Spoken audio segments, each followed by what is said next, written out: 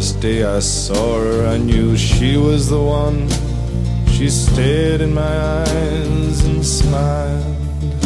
For her lips were the color of the roses that grew down the river, all bloody and wild. When he knocked on my door and entered the room, my trembling subsided in his sure embrace. He would be my first man, and with a careful hand he wiped out the tears that ran down my face. They call me the wild rose,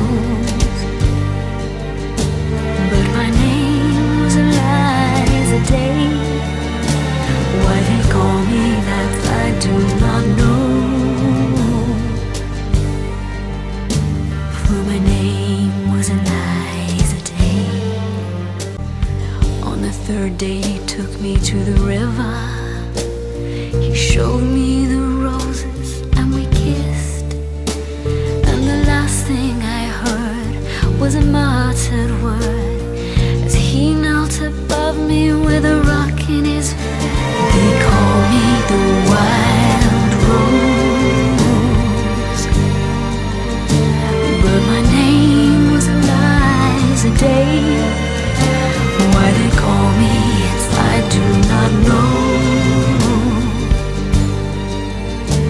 for my name was Eliza Day.